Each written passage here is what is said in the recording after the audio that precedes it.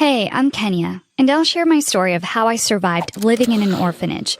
But first, make sure to like this video and hit subscribe. If you do it, the fairy godmother will bless your life with love and money. So I've been living in the orphanage for as long as I can remember. All I know is that my mother is in jail and my dad died in a car accident. Life at the orphanage was normal, but a bit dull. All the children had one dream, which was getting adopted by a nice family. Yet when I was 10, a new manager, Mr. Johnson, took over the orphanage. And let me tell you, we could smell trouble coming just by looking at him. On his first day, he told all the kids to gather in the dining room, and when he did, he made his first announcement with a strict tone. From now on, all rules will be changed. Anyone who does not follow them will be sent to the isolation room. All the children gasped in fear, but I didn't take his words seriously. So I said to Anna, my friend, "He is joking, isn't he?" Then he yelled, "Who said that?" Silence took over the room. No one said anything, but when he threatened one of the girls, she pointed at me. He told me to come forward and stand on the chair. Then he asked one of the teachers to bring some scissors.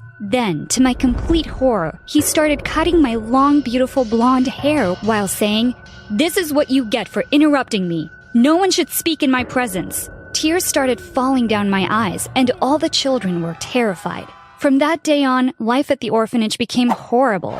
We all felt like prisoners. We had to work for everything, and the only free time we got was the time we went to sleep. The only thing that made it fun was watching my crush Braxton. Braxton was so handsome and cute, but we weren't allowed to talk to each other because Mr. Johnson had a rule of no mixing between boys and girls. But one day, I opened my locker to take some clothes out. To my horror, I found Braxton there.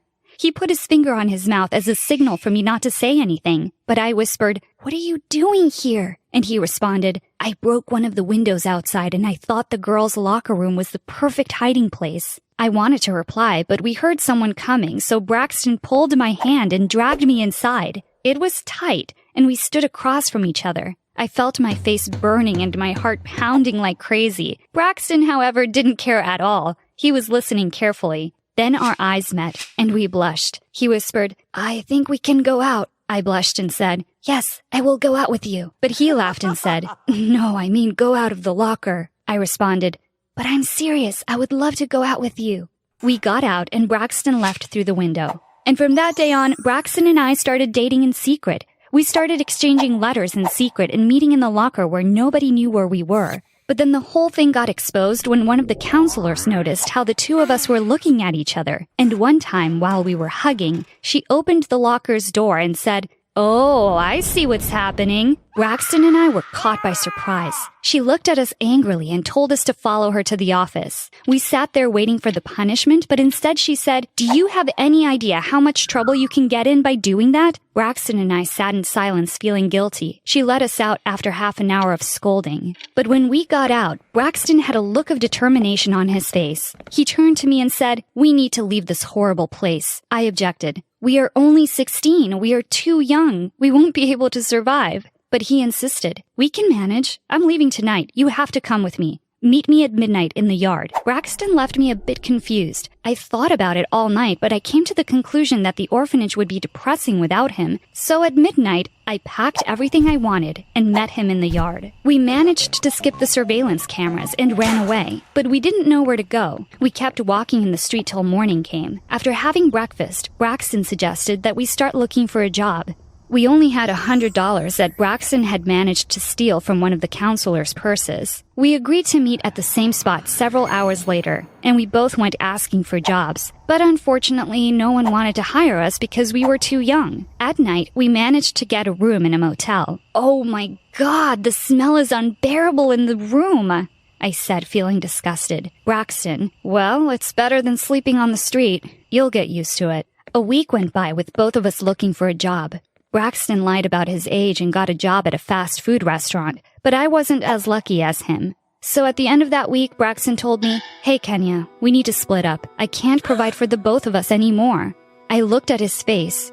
Braxton was dead serious, but I was enraged. "You made me run away with you, and now you want to give up that easy? What a jerk." I took my things and got out. I can't go back to the orphanage because Mr. Johnson will punish me and I have nowhere to go. I sat on the corner of the street wishing that someone would offer some help. 2 days passed, but nothing happened. I was tired, and dirty. I ate only the leftovers people left on restaurant tables. I was exhausted. Then late at night, a good-looking young woman came and asked me, "What are you doing here, young lady?" I burst into tears. She was the first one to speak to me in 2 days. I responded, "I have no one. I'm homeless." She felt sorry for me, but then she asked, "I'm Carmen. I live on my own. I would love to have some company. Would you like to live with me?" I couldn't resist her offer. I needed help, so I immediately said yes. The woman took me to her house. She offered me some food, and I ate like a savage girl. She showed me to my room, and I slept like a baby. However, the next day over breakfast, she said, "You can't just live here for free. You have to work for it." I looked at her with a surprised look on my face, but she continued, "Don't worry, it's a cleaning business. I clean rich people's houses and get paid for it. I'll pay you, of course." The whole thing looked tempting. I'll work and get some money. It doesn't seem so bad. But that's not what happened. On our first cleaning day, we went to this magnificent mansion. The owner gave the keys to Carmen and then went to play some golf. Carmen took some cleaning tools out and told me to sweep the floor while she went checking the rooms. I knew what she was doing was wrong, but I couldn't stop her. I kept cleaning silently. At the end of the day, the owner came back and handed Carmen $1,000. On our way home, Carmen took $200 and gave it to me and said, "You've earned this." I looked at her with pure aversion. Carmen didn't help me at all. She left me to clean all by myself. I deserved half of that $1,000. But I was too exhausted to say anything, so I kept my mouth shut. But this kept on happening. I'd die cleaning those houses, and Carmen would get paid for us both. I also noticed that she would hide things in her little bag. One time, when she was checking a painting on the wall, I opened the bag and noticed a diamond ring. I gasped and closed the bag as fast as I could. That night, I made my decision to steal. If I want to live a better life, I need to start making money. If Carmen does it, then I can do it too. So I started stealing small things from the houses. Little pieces of jewelry, small wooden antiques, and expensive gold pens. But I didn't keep them with me. I sold them by going to antique stores. I hid the money I got in a private place, and I showed Carmen that I was grateful for her hospitality, so she didn't suspect me. Things went like that for 2 years, until one night, we heard someone knock on the door. Carmen went to answer. It was the police. I shivered as the officer told her that she was under arrest. The owner of the last house we visited had caught her on camera stealing his wife's jewelry. When they left, I couldn't sit still. I packed my bags and got my money out. I decided to move out. I rented a tiny apartment for me and got back to working as the main cleaning lady. I mean, I knew all our clients, and now they would pay me good money that I wouldn't have to steal. And because I was so good at cleaning, I started getting more clients. One of them was called Robin. Robin was in his 20s, and he was so hot. Whenever he was in the house, I couldn't take my eyes off him. There was one problem, though. He was married. Weeks passed with me watching him. At first, he seemed like he didn't care. But then one afternoon while I was cleaning the kitchen, he came in and said, "I know how you are feeling. I feel the same way too." I blushed and looked at him and said, "Oh, really?" He didn't answer. He just came and kissed me. Robin and I started dating in secret, and I thought that it was not that bad to steal from his house. After all, he was enjoying my company. Plus, he had rare, expensive antiques. I stole a few and sold them. Robin was rich. But he was not dumb. Soon he found what I had done and yelled at me. "How dare you steal these things? We pay you good money." I panicked, so I said, "You know, I'm pregnant with your baby." His face went white. He totally believed me, so I made my second strike. "If you want to get me out of your life, you need to pay $2 million. Robin was scared. He clearly didn't want to ruin his relationship with his wife, so he said, "Okay, fine, but you won't work here anymore. You are fired." I responded, "I couldn't care less about working for you. I just need the money. I'll send you my bank account." So Robin started sending me money month by month. I was not pregnant, but I had to fake. I photoshopped some pregnancy photos and sent them to Robin. He kept messaging me, "I don't want anything to do with you or with the baby." When it was time for me to give birth to my fake baby, I offered my neighbor to babysit her newborn. She was surprised, but she agreed quickly because she had errands to do. I took the newborn baby and went to Robin's workplace. He was nervous when he saw me. He told me to meet him in the parking lot so no one could see us. Robin said, "What are you doing here? I paid you everything you asked for." I responded confidently. The baby and I need a house to live in. I can't stay in that old dusty little apartment. Robin's face turned red. He was angry. But this time he said, I'll get you the house, but you will sign papers that release me from any further responsibilities. I will also get a restraining order against you. You'll no longer come near me or my house. I smiled and said, cool. And so Robin bought me a house outside the city in one of the nicest neighborhoods. I was beyond happy. I had a house and a lifetime of savings. I couldn't ask for more. But then 3 years later, while I was shopping for groceries, I heard a familiar voice saying, "Oh my God, Kenya, is that you?" I turned around and it was Braxton. He was taller, bigger, and extremely hot. All my feelings came rushing towards him. I forgot what he did to me and I ran to hug him. I said with pure excitement, "Oh my God, Braxton, I miss you." Braxton looked impressed by my appearance. I could tell that he fell in love with me. We started talking and I invited him over to my house. I had to know what happened to him. However, Braxton was not as lucky or as smart as I was. He was still poor, barely making it from month to month. Don't worry, Braxton. You can stay here with me in this house. We can live together. Braxton was over the moon. He thanked me and then he asked, "So how did you end up like this?" I told him the whole story and he was proud of me. Braxton and I started living together, but it was not long until he asked me to marry him. I couldn't say no. I loved him from the bottom of my heart. We got married in a small ceremony. I was so happy, but later I started to get worried because I couldn't have a baby.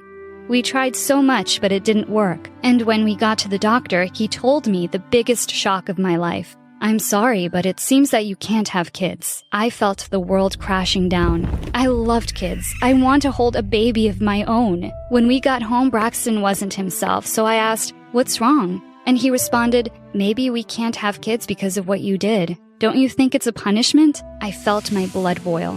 Was he judging me now? I left and went to my room. I couldn't stop thinking about what he said. When morning came, I had already made my decision. I told him over breakfast, "I think you are right. I've done such horrible things. I'll donate half of my money to the orphanage. They need it." Braxton smiled and said, "I'll make sure they receive it." I wrote a check and gave it to Braxton. I didn't want to go with him. The orphanage brought bad memories. I decided to wait for him in the house. I waited and waited, but Braxton never came back. I tried calling him multiple times, but his phone was out of reach. Where the hell did he go? I waited for Braxton 2 more days, but he never came back. I realized that he'd stolen the check and ran away. I felt so stupid, but that wasn't it. When I looked through his stuff to try and find something that might lead me to where he was hiding, I noticed 2 packs of pregnancy pills. He was giving them to me so I wouldn't get pregnant. That's why he was so determined to give me a glass of water before going to bed every day. I fell on the ground out of despair. 15 years later, I'm now 38. I lost everything I had because I got addicted to gambling. I'm so pathetic that no one wants to marry me. I'm thinking of becoming a nun and helping the orphans. Or maybe steal Mr. Johnson and take all of his money. Who knows what this head might come up with. Hi, I'm Eliza. When I turned 18, I had to deal with the unthinkable. A few months after a car accident, I found myself crawling across a hospital floor in pain. I felt like I wasn't going to make it. I couldn't move my legs and I kept crying for help, but nothing came out. It was then that I realized someone had poisoned me. This wasn't an accident. They wanted me to die here. Before we get to that horrible moment in my life, I have to tell you how I ended up in that hospital in the first place. One night, my mother was driving me home. We had been fighting for a while, and I said some horrible things to her. You see, my mom always acted like she didn't want me at all. She had for most of my life, but a few months before this, my father passed away. It was really sudden, and I never even got to go to the funeral. Since then, my mom had been weird. We were struggling with money and her whole demeanor changed. She was just mean. She constantly made me feel like I was going crazy. After the fight died down, I started taking some videos to send to my friends. That's when it happened. Everything went white. I heard a loud crash and in an instant I was lying on the road. I was in so much pain. Had someone just hit us? What happened? Everything was hazy after that. I heard sirens and doctors. Everyone seemed so panicked. Was I dying? I felt like I was in a bad dream or something. I kept blacking out from the pain. Something had to be broken. A lot of things felt broken. I was in and out for a while, but then I remember waking up in a hospital bed.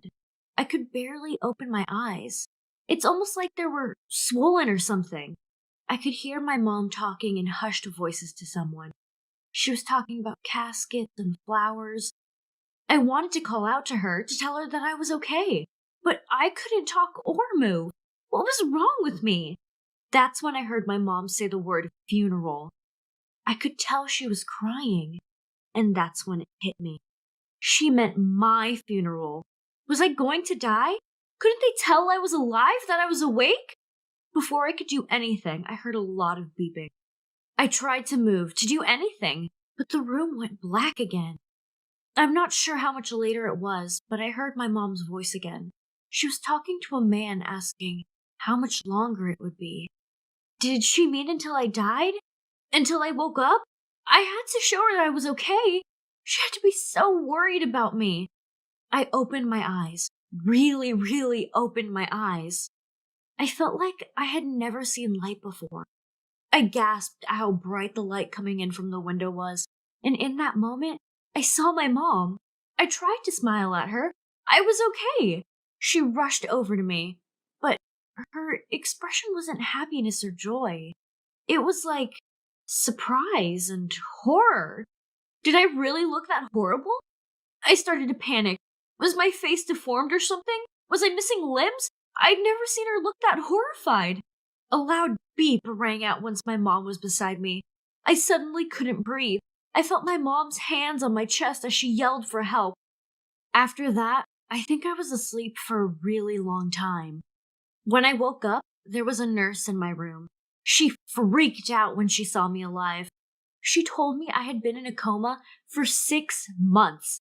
I couldn't believe it. 6 months? What had I missed? What did I look like? I tried to sit up, but she just told me to lay back and relax. That's when my doctor came in. I felt kind of nervous when I saw him. He had this coldness with him, like he was going to freeze a room just walking into it. He handed me a container of liquid and told me to drink it, that I would feel better once I did. I told him I didn't want to, and he shoved it in my hands, yelling at me to drink it. You'd think someone would be a little nicer to a girl who just got out of a coma. I managed to pretend to drink the liquid. The doctor left, saying he would call my mom. When I heard she was on her way, I could barely handle how excited I was. My mom walked in about 10 minutes later, but I hardly recognized her. She was wearing a fur coat. Her hair was done beautifully, and she carried a luxury purse. We had been so poor before. Had she won the lottery while I was in a coma? Seriously, how much had I missed? The doctor told me I was going to have to work to get my strength back up. But I was ready. I had a second chance at life, and I wasn't going to waste it. Over the next couple of days, things were really awkward. You see, I couldn't walk. I was in a wheelchair trying to relearn absolutely everything. My face was all beat up and my nose was crooked. I looked like a monster. Then there was that doctor. I felt like he was always watching me. He was so hostile. I started to feel like he was out to get me. I had this fear that something bad was going to happen. One day during therapy, my worst fears came true.